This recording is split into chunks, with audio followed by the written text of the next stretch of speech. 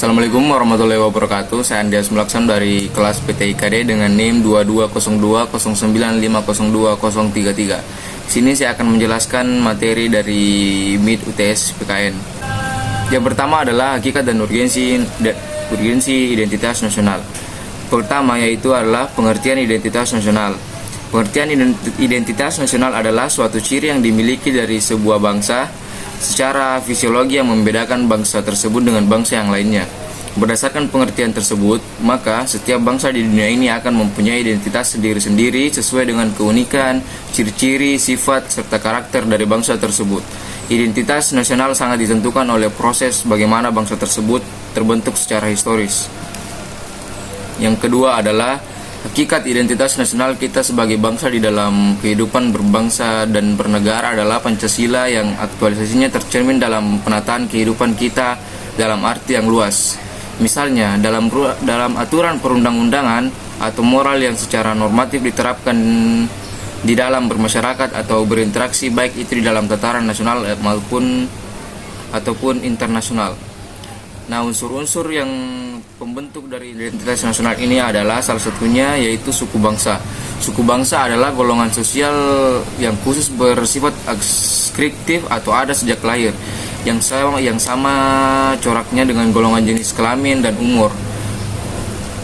Di Indonesia sendiri ini terdapat banyak sekali kelompok etnis atau bangsa-bangsa dengan tidak kurang dari 300 dialek bangsa. Yang kedua adalah kebudayaan. Kebudayaan merupakan pengetahuan manusia sebagai makhluk sosial yang isinya adalah perangkat-perangkat atau model-model pengetahuan yang secara kolektif dipakai oleh pendukung-pendukungnya untuk menafsirkan dan memahami lingkungan yang dihadapi atau digunakan sebagai rujukan serta pedoman untuk bertindak. Yang ketiga adalah agama. Bangsa Indonesia dikenal sebagai masyarakat yang agamis. Agama-agama yang tumbuh dan berkembang di Nusantara adalah agama Islam, Katolik, Kristen, Buddha, dan Hindu. Dan yang terakhir adalah Konghucu. Dan yang keempat adalah bahasa. Bahasa merupakan salah satu dari unsur pembentuk identitas nasional. Dalam hal ini, Dan yang keempat adalah bahasa. Bahasa merupakan salah satu dari unsur pembentuk identitas nasional. Dalam hal ini, bahasa dipahami sebagai sistem perlambang yang secara arbiter dibentuk atas unsur-unsur bunyi ucapan manusia dan digunakan sebagai sarana berinteraksi antar manusia. Dinamika dan tantangan identitas nasional. Nah, contoh tantangan yang ada dalam identitas nasional ini adalah yang pertama, lunturnya nilai-nilai luhur dalam praktik kehidupan berbangsa dan bernegara. Contoh, rendahnya semangat gotong royong, kepatuhan hukum, rendahnya kepatuhan membayar pajak, rendahnya kesantunan, kepedulian, dan lain-lain. Yang kedua adalah nilai Pancasila yang belum menjadi acuan sikap dan perilaku sehari-hari. Perilaku jalan pintas, tindakan serba instan, menyontek, plagiat, tidak disiplin, tidak jujur, malas, kebiasaan merokok di tempat umum, buang sampah sembarangan, dan lain-lainnya. Yang ketiga adalah rasa nasionalisme dan patriotisme yang luntur dan memudar, lebih menghargai dan mencintai bangsa asing, lebih mengagungkan prestasi bangsa lain dan tidak bangga dengan prestasi bangsa sendiri. Dan yang keempat adalah lebih bangga menggunakan bendera asing daripada bendera merah putih, lebih bangga menggunakan bahasa asing daripada menggunakan bahasa Indonesia. Baiklah, itu saja pemetaan dari materi yang saya jelaskan pada bab ini. Baik, materi yang selanjutnya adalah hakikat dan urgensi integritas nasional. Integritas nasional adalah usaha dan proses mempersatukan perbedaan-perbedaan yang ada pada suatu negara sehingga terciptanya keserasian dan keselarasan secara nasional. Pengertian integrasi nasional ini sendiri adalah proses mempersatukan bagian-bagian atau unsur atau elemen yang terpisah dari masyarakat menjadi kesatuan yang lebih bulat sehingga menjadi satu nation atau bangsa. Nah, istilah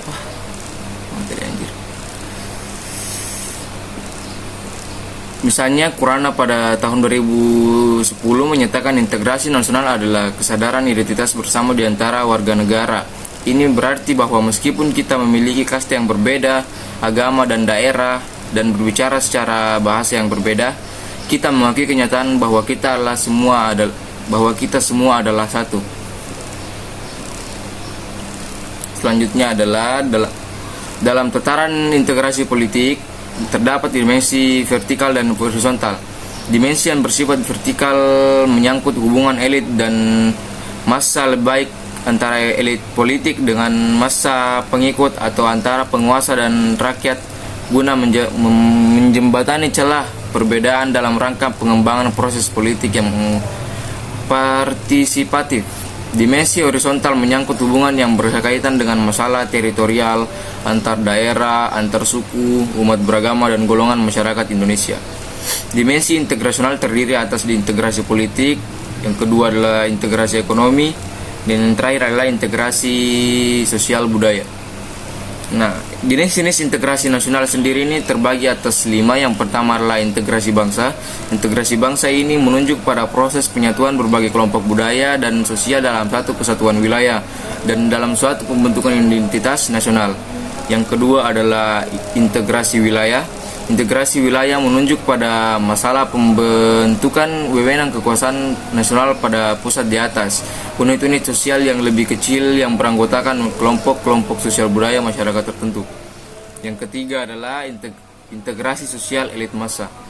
Integrasi sosial elit massa menunjuk pada masalah perhubungan antara pemerintah dengan yang diperintah, mendekatkan perbedaan-perbedaan mengenai aspirasi dan nilai-nilai pada kelompok elit dan massa. Yang keempat adalah integrasi nilai. Integrasi nilai menunjuk pada adanya konsensus terhadap nilai yang minimum yang diperlukan dalam memelihara tertib sosial. Yang terakhir adalah integrasi tingkah laku. Integrasi tingkah laku atau perilaku integratif menunjuk pada penciptaan tingkah laku yang terintegrasi dan yang diterima demi mencapai tujuan bersama. Selanjutnya adalah dinamika dan tantangan pada integrasi nasional. Dinamika integrasi nasional itu terdiri atas 5 jenis yang tadi saya jelaskan, yaitu integrasi bangsa, wilayah, nilai, elit massa, dan tingkah laku. Dan tantangan integrasi nasional ini ada yang dihadapi datang dari dimensi horizontal dan vertikal. Dalam dimensi horizontal, tantangan yang berkenaan dengan pembelahan horizontal yang berakar pada perbedaan suku, agama, ras, dan geografi. Sedangkan dalam dimensi vertikal, tantangan yang ada adalah berupa celah perbedaan antara elit dan massa, di mana latar belakang pendidikan kekotaan menyebabkan kaum elit berbeda dari massa yang cenderung berpandangan tradisional. Baik, saya akan melanjutkan ke materi selanjutnya, yaitu hakikat dan urgensi konstitusi nasional. Dalam arti sempit, konstitusi merupakan suatu dokumen atau seperangkat dokumen yang berisi aturan-aturan dasar untuk menyelenggarakan negara. Sedangkan dalam arti luas, konstitusi merupakan peraturan baik tertulis maupun tidak tertulis yang menentukan bagaimana lembaga negara dibentuk dan dijalankan.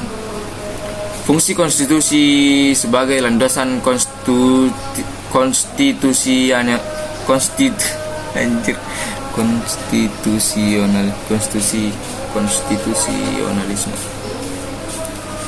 Fungsi konstitusi berfungsi sebagai landasan konstitusionalisme.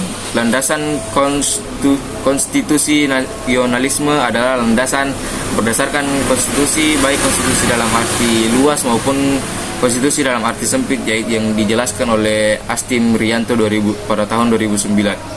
Fungsi yang konstitusi selanjutnya adalah konstitusi berfungsi untuk membatasi kekuasaan pemerintah sedemikian rupa sehingga menyelenggarakan kekuasaan yang tidak bersifat sewenang-wenang, yang dijelaskan oleh Taib dan Hamidi pada tahun 1999. Nah, konstitusi berfungsi sebagai yang pertama, membatasi atau mengendalikan kekuasaan penguasa agar dalam menjalankan kekuasaannya tidak sewenang-wenang terhadap rakyatnya. Yang kedua adalah memberi suatu rangka dasar hukum bagi perubahan masyarakat yang dicita-citakan tahap berikutnya.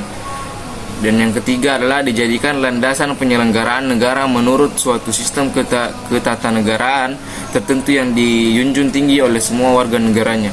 Dan yang terakhir adalah menjamin hak asasi warga negara.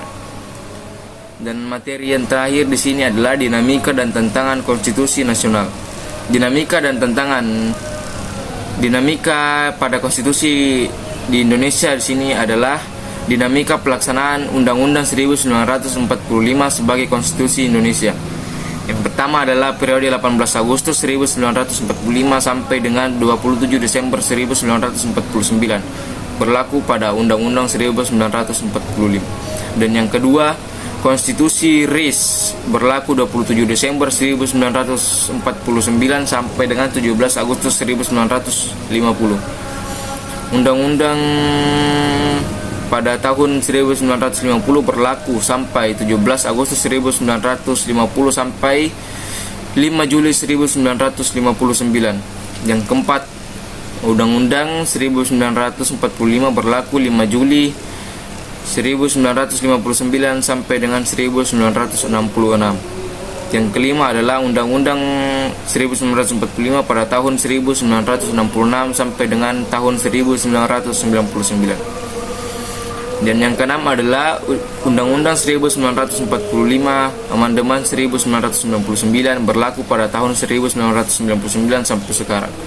Dan yang terakhir adalah Amandemen Undang-Undang Dasar 1945 yaitu 1999 sampai dengan 2002. Nah, tantangan yang ada pada pelaksanaan Undang-Undang Dasar 1945 sebagai konstitusi Indonesia adalah konstitusi dari supremasi konstitusi dan hierarki perundang-undangan dalam satu sistem hukum, maka perubahan konstitusi mengharuskan adanya perubahan terhadap perundang-undangan serta pelaksanaannya.